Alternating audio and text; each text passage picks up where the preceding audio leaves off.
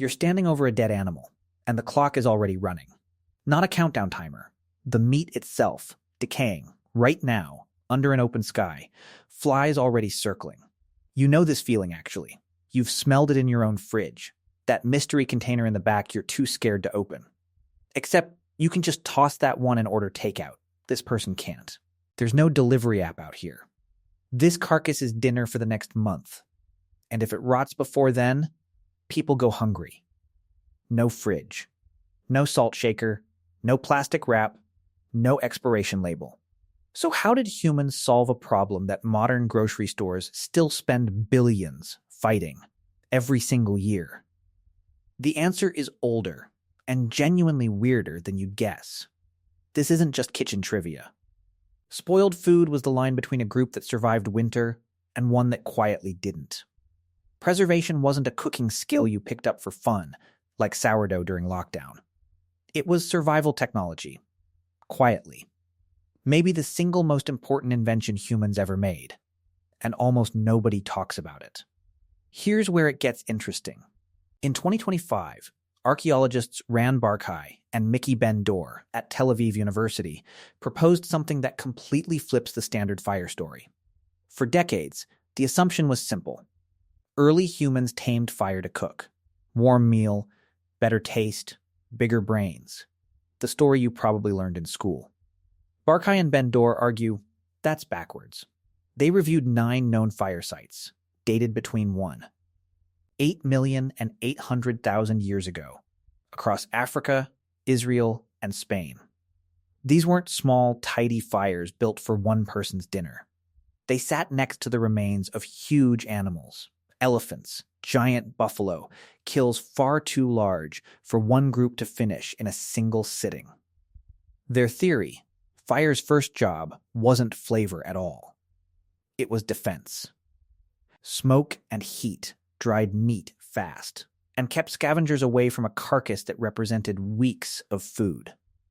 At Qesem Cave in Israel, inhabited from roughly 420,000 to 200,000 years ago, archaeologists also found bone marrow tucked inside bones like sealed containers.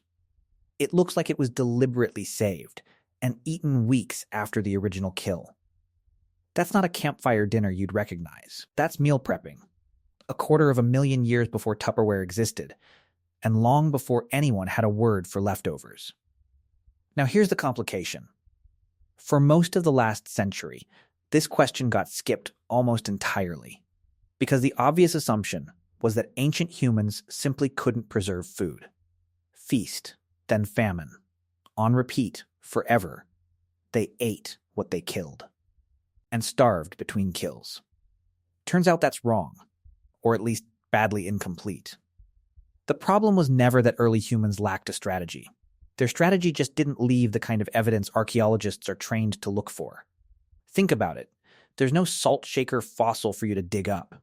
No jerky bag preserved in the dirt.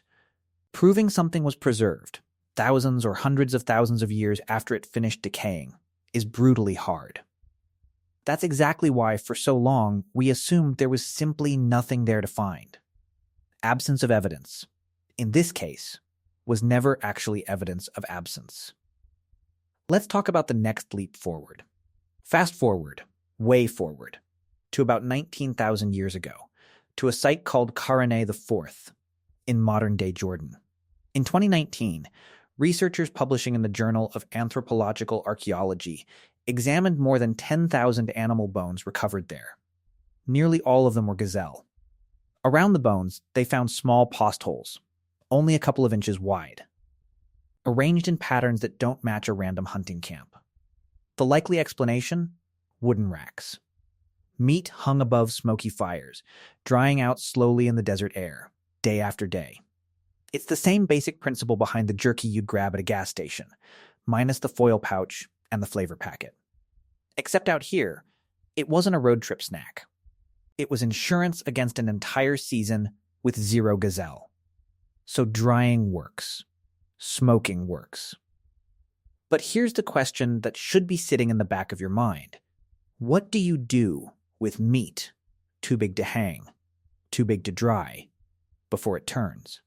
Turns out, Some ancient hunters had an answer so strange, a modern scientist tried it himself. On purpose. In the 1990s, University of Michigan paleontologist Daniel Fisher started excavating mastodon and mammoth remains across the Great Lakes region. Sites like Heisler, in Michigan, dated to roughly 11,000 years ago. Fisher noticed something odd about the bones. They weren't scattered the way a body normally decays out in the open.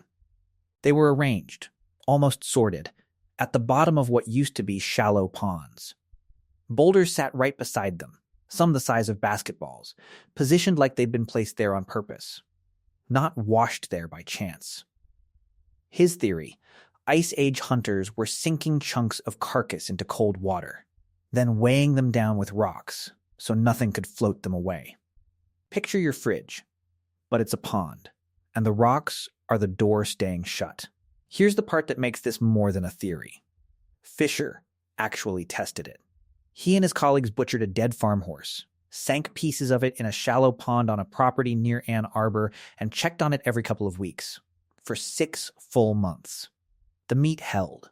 It even got eaten by Fisher and his team, on purpose, without anyone getting sick. Cold, low-oxygen water, it turns out, slows bacteria almost as well as a modern freezer does. Genuinely one of the wildest experiments in all of archaeology. A scientist eating year-old pond meat, just to prove his own theory right. And Fisher's pond trick wasn't some one-off fluke, either. Across the Arctic and subarctic, communities have used naturally frozen ground the same way. For generations, digging pits straight down into permafrost and using it as a literal ice cellar, no electricity required. In other words, that thing you do with leftover soup, shove it in the freezer and forget about it, might be one of the oldest food strategies humans ever landed on, independently, in more than one part of the world. Now here's where preservation stops being a survival trick and starts quietly building civilization. By around 5500 BC, in what's now northeastern Bulgaria, people at a site called Provadia-Solnitsata were boiling brine from local salt springs inside clay kilns, baking it down into solid, portable salt bricks. Archaeologist Vasil Nikolov, who led the excavation, tracked exactly how fast production scaled up over time, from about 25 kilograms of dry salt per firing early on, to somewhere between 4,000 and 5,000 kilograms of firing, just a few centuries later. Salt didn't just season food, the way it does on your fries right now. It pulled water directly out of meat and fish, literally starving the bacteria responsible for rot. That made salt seriously valuable enough that Provadia grew fortified stone walls, ritual sites, and a permanent population, and is considered by many archaeologists to be the oldest town in all of Europe. Preserved food didn't just get people through one hard winter. It absolutely helped build the first cities. So what actually ties smoke, cold ponds, and salt bricks together? One simple mechanism, running underneath every single method. Drying, freezing, salting, even fermenting, they all work by making conditions impossible for the microbes that cause decay. Cut off the water, the oxygen, or the right chemistry, and bacteria simply can't do their job. That's the whole trick, dressed up in a handful of different costumes. And humans stumbled onto an especially clever version of it. Early, at Jiahu, in China's Henan province, molecular archaeologist Patrick McGovern identified organic residue inside 9,000-year-old pottery jars, the earliest known chemical evidence of a fermented drink anywhere on Earth, made from rice, honey, and hawthorn fruit. Fermentation doesn't just make something alcoholic. It shifts a food's chemistry just enough to keep the harmful microbes locked out while the useful ones quietly take over. Preservation and invention, happening at the exact same time, inside the exact same clay jar. Every method in this video, from smoke to salt to a sunken mastodon, is really just a different costume on that one idea. Starve the microbes, and the food survives you.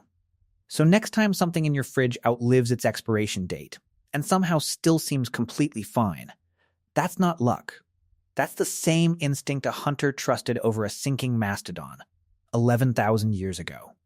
It's the same chemistry baked into a Bulgarian salt brick. The same trick hiding inside a smoky Kharaneh rack.